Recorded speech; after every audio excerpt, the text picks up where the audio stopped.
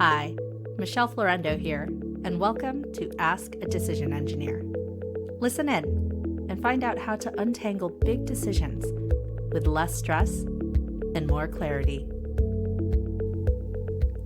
Have you ever encountered a decision where you knew the path you wanted to take, but for some reason, you couldn't take action? If your logical brain has already decided, but you're still stuck, it may be because something is happening in your emotional realm. Today, you'll hear from a business owner who has already thought through a decision to switch vendors, but can't pinpoint why he hasn't yet pulled the trigger. Listen in. Thanks for taking the time to chat with me about this decision that you're facing. And I read a little bit about it in what you sent me, but why don't you go ahead and just recap? So I've been with an insurance broker for 20 years, and another company has approached me, and I'm a pharmacist by my work. And the man I'm with is an independent broker, but this is a big group, a big company, and they do a lot of work specifically with pharmacists. I've been kind of thinking about changing for a while, so I think it's probably the time to change it as well. A few things I struggle with the decision is the man that I've been with for so long. I'm loyal by nature, so I feel very, very bad about changing, and I'm afraid to even pick up the phone and talk to him. Or every time the phone rings, I think, oh no, he's ringing me again now, or he's going to ring me and give out to me for changing. Now, I haven't heard anything, so who knows? But I just need to pull the trigger really on the last few bits to get the whole switch over made. I just need to get some forms signed by myself and by my wife. And I'm just kind of very slow to do that. I just feel that I'm kind of betraying everything. Like, I suppose the hump that I'm trying to get over is that if I get these forms signed, everything will be better. But at the same time, I've dragged it out for about 6 weeks, and I need to get it done now in the next week or so. So because of that, I haven't really said too much to my wife about it, but I just want to kind of get that out of the way and move on with my life. And normally I'm quite good at making decisions, but this one has really got me stumped. Normally I'm quite good at making decisions, but this one has really got me stumped. So here we have someone who has actually already made a decision. He is a business owner who has decided to switch insurance providers, has all the paperwork lined up ready to pull the trigger, but for some reason feels stuck. When I encounter someone who is normally adept at making rational decisions, but can't put a finger on why a particular decision has them stuck, often I probe to see what else may be going on. Like when I say I'm quite good, I'm getting better. I'm getting better than I used to be. Yeah. And so you mentioned just getting these forms signed is the last step in being able to do the switch over. Yes. And then life will be better. What is it about life that will be better? I don't think it'll be better, but necessarily maybe it's not the best choice of words, but I'll have moved on. It'll be the next step. I'll have made the complete transition. So I'm just trying to think, how would I describe that? Yeah, it's just another. I'll have turned the corner. Is probably how I would describe it. Mm-hmm. And now, in actuality, it's not a big deal.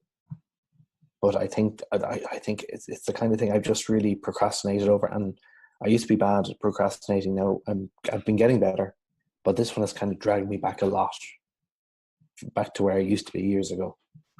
Just this one decision. It's interesting because sometimes when I'm talking to people about decisions, they experience the same thing, just this hesitancy to pull the trigger, because although there may be great things on the other side of that, for some reason they associate the possibility of pulling the trigger with some not so great thing that might happen.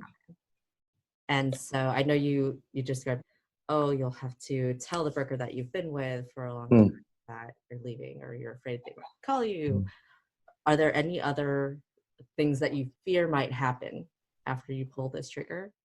Let me think. I have to explain it all to my wife as well, which is that's something that's kind of a barrier. So I think I'm not that good explaining financial stuff, I don't think, and I want to I was thinking today maybe a way around it was if I get the new brokers to come to my house and we'll sit down together and go through everything. So we can kind of see where we are and explain it, so I can learn, she can learn, and we'll all learn kind of where the new destination is. Mm-hmm. So I thought maybe that's one way around it. Okay. It's not so much that I'm letting myself off the hook by involving her, but I think I'd like to get her, not so much her consent, but I just kind of, I think we're a team generally, but for this is an area that we need to work better as a team, or we need to come together as a team. So I think that's why I don't have the confidence to do it myself, just in this situation. And I think by talking to her and getting her to understand, it could push me over the finish line. Does that make sense? Yeah, totally. All right, so we are examining this trigger point and where things are getting stuck. Here he's identified a desire to be in partnership with his wife and ensure that there is buy-in there. Let's see what else is going on here. What's keeping you from pursuing the idea of having brokers come in and like talk you both through it? Nothing really now. Just it occurred to me today because I was really procrastinating on it, and I was kind of beating myself up a bit today about it. And I said, God, I can't let this linger much longer because it's wearing me out. And I said, well, maybe if I contact him, because I have the broker's telephone number, so I could send him a text even and say, look, maybe we can arrange for you to come to my house and we'll all sit down, get everything clear. And that's probably the way. Get all the forms signed, get everything done, so we can. I can put it behind me and we can move on. Mm-hmm. Got it. Does that make sense? Mm-hmm. Yeah. Okay, and so you've already identified one of the things that you're kind of dreading needing to do that is associated with pulling the trigger, and an idea you had for how to make it easier. I know you still had the loyalty piece and just addressing or having a conversation with your existing broker. And I'm curious whether you've had that conversation yet, or is that also something on the horizon that No. to do once you? Probably on the horizon as well. Okay. Even if I don't see it from my own situation, my brother, he's a broker for my brother as well, so no doubt there'll be an interaction somewhere. So I kind of dread that. I'm not good in confrontation. No, not as confrontation, but I would feel very awkward and very uncomfortable. So tell me more about how you think that conversation will go when you need. So with the broker. Mm-hmm. There's an interaction here that he is dreading with his current broker. He's anticipating this confrontation, which would feel very awkward, very uncomfortable. This type of dread can stop us in our tracks. Just the thought of it conjures up all of these feelings to the point where we don't even want to go there. But what happens when we explore what is on the other side of this dread? With my old one, with my old broker, or the new one, I just say that I'd be afraid he would say to me, "Oh, why did you leave?" What, give me a guilt trip, maybe might be the word. And I would say to him, "Well, this company, I'm happy with what you were doing for me, but this company specializes in pharmacies. He's more general. He does different people in different businesses, and they specialize in pharmacies. I want to kind of maximize between now and my retirement what I'm going to achieve, and I think this company will help me achieve that." And that's all I would really say, I think. Yeah. And how does it feel in your body as you say those things out loud? Actually, it's a great release, a release of tension. Actually, that's good. It does help actually a lot now, because it's so pent up. I think it's just helped me to relax a bit now. Right. I think oftentimes we fear the unknown, right? Yes. There's this kind of like, I know I have to have this conversation. What am I going to say? How is he going to react? Blah, blah, blah. It's kind of like the monster or the sounds under the bed or outside, depending on where you live. When we let our imagination kind of go crazy around like what might happen, it can be frightening.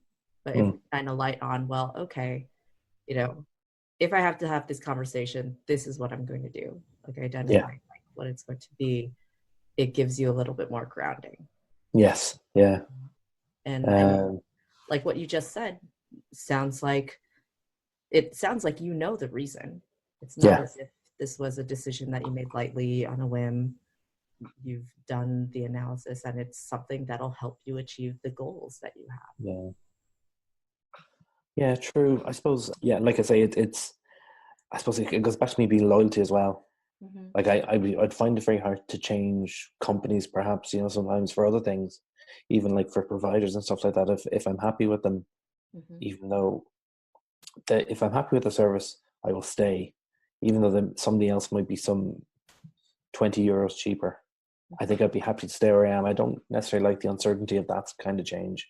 Right. Just like for, say, a mobile telephone or something like that, or electricity supplier. If I'm happy with what I get, whereas my wife is more willing to change in that aspect. Whereas me, I'm happy to let it ride as it is.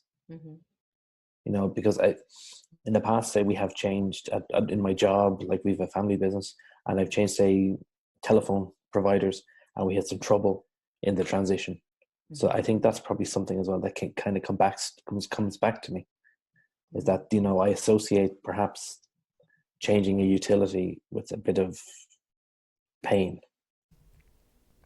So this is interesting. He's reflecting on past decisions he has made and acknowledges his tendency to maintain the status quo because having to go through change has prompted a bit of pain in the past. So maybe it's along the lines of where I am with the broker. But you can also it sounds like loyalty is also, you described it as just the way you are. It seems like it's something that you value. You can even include that in the conversation. About how this was difficult because you are a loyal person and he has done a great job. It's just that given what your goals are between now and retirement, this other firm specializes in, your line of work. Vertical. Exactly. Yeah. I mean, where they do, like, a lot of my colleagues would be involved with them. Whereas I was always kind of I like to keep myself to myself and do my own thing. Mm-hmm. But maybe as time went on, I started to come around to maybe perhaps I need to go with them, as you say, to achieve what my financial goals. Not just for me, for my children, say, for example, to have money for them for college or whatever they want to do. Okay. All right. And so, in this decision to pull the trigger, we talked about the conversation with your wife and what are ways that you might be able to make that easier. And the conversation with the broker and experimenting with what that might be like. And it sounds like even just talking it through right now, at least you've done it once. Yes. And it allows you to re-articulate why you're doing this. Right? And it wasn't so bad. That's really another thing I'd be afraid of, is how it would be received.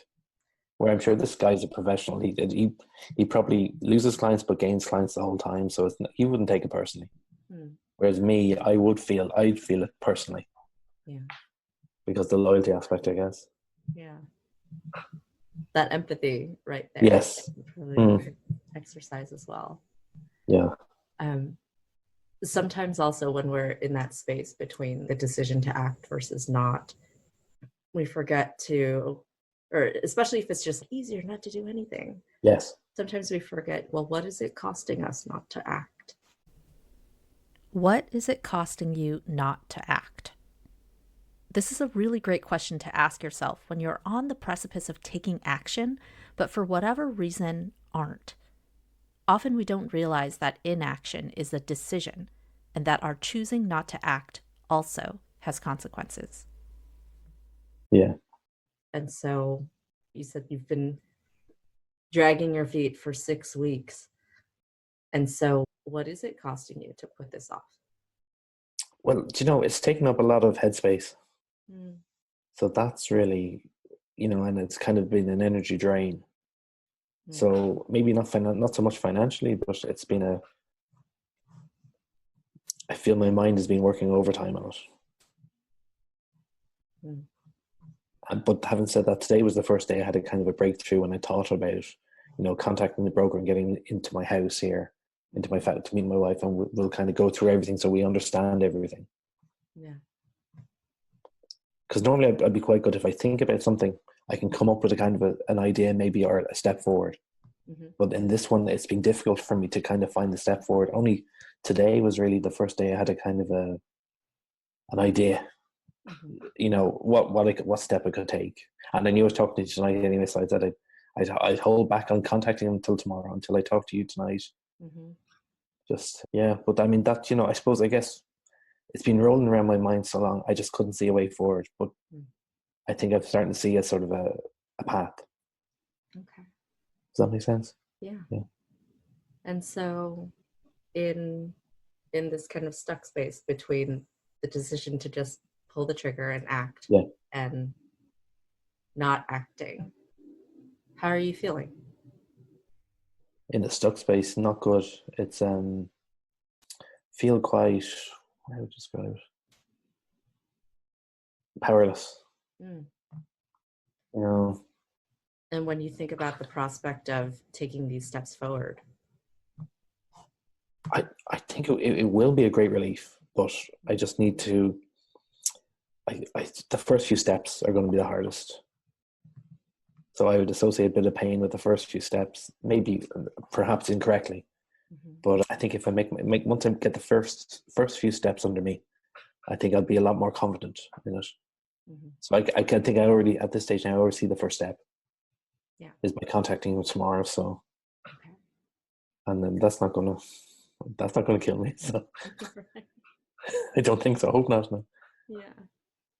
And how might recognizing that the first few steps might come with a little bit of pain or friction, how is it that you can keep top of mind what's on the other side of that? What's on the other side? Okay, I suppose take the long view in terms of say, well, this is my way of maximizing my investments for the next 20 years of my life. So I just need to get to maybe the next week, the next 10 days, and then I will be. I wouldn't say I'll be all the way through, but it'll be a new start. Is how I would describe it. Rather than crossing a bridge, it's just like crossing one finish line and starting again on a new journey. That's how I would describe it. And then, of course, if I meet the other broker in the meantime, at least I have a sort of I've thought it out and I have a kind of I can talk to him now. Whereas before I was totally afraid if he rang, I'd nearly put the phone down. That's how I would describe it before tonight, because I didn't know what to say. So at least now I'm a bit more confident in what I have to say. If he does ring, at least I can say, well, these are my reasons. I said I appreciate it was difficult. I appreciate all your work, and it was difficult for me the last while.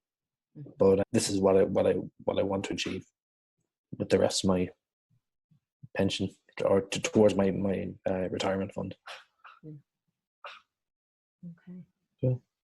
So it sounds like you have an action plan. You know what? Yes, I do now. I do now. Even though there may be some friction, you also have a picture of like what's on the other side of that. Yes, exactly. Yeah. Okay. I do have a good one actually. And yes, well, I have a couple of different steps there now.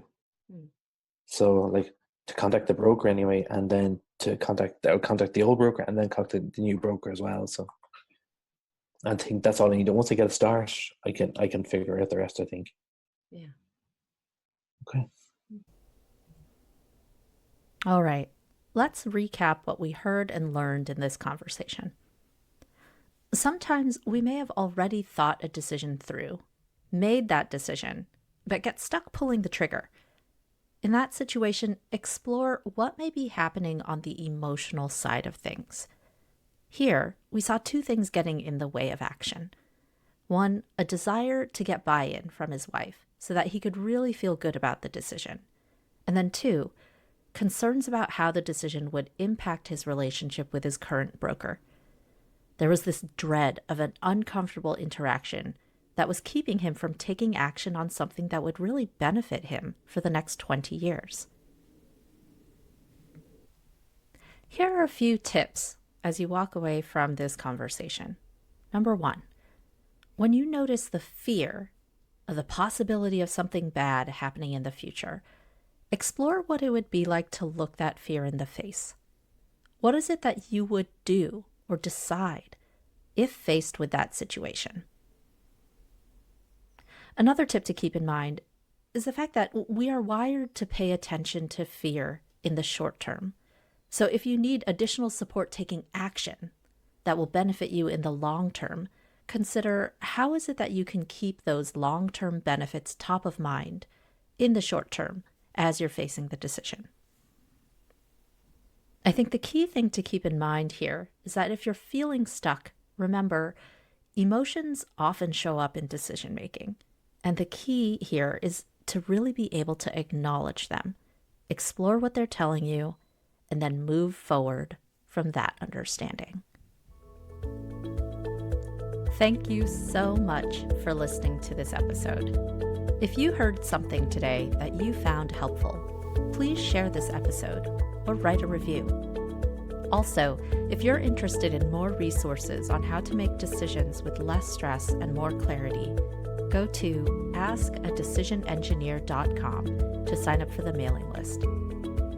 I'll be teaching a class on decision analysis and emotional awareness in a few months, and my email list subscribers will be some of the first people who get updates on that. Again, this is Michelle Florendo from Ask a Decision Engineer. Thanks for listening, and I'll see you on the next episode.